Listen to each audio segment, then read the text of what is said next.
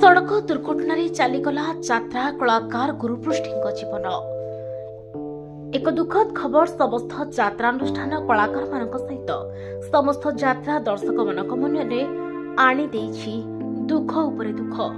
आज आम आपण मानू ए दुखद खबर देखा चाहूँ जहाँ गतकाली राति एक सड़क दुर्घटन चली जाइछि एक यात्रा कलाकार जीवन। सूचना अनुसार गतकाली यात्रा कमेडियान गुरुपृष्ठी भद्रकरू धामनगर जाउथबा बेले भद्रक जिला 16 नंबर जातीय राजपथ चिंगुड़ीपुर केनाल छक निकट में एक सड़क दुर्घटना होइथिला। सेठिकार ग्रामवासी माने धाई जाइथिले गुरु को उठाई भद्रक जिला मुख्य चिकित्सालय भर्ती करा जाइथिला। यात्रा कलाकार गुरुपृष्ठी को डाक्तर मृत बोली घोषणा करथिले। जहाँ सूचना अनुसार गतकाली राति यात्रा इंद्र भुवन यात्रा अनुष्ठान तर भद्रक जिला धामनगर ब्लॉक सेंडपुर ठारे शेष रजनीर नाटक सकल तीर्थ दो चरणी नाटक अभिनय करते सबकि होगला ओलट यात्रा।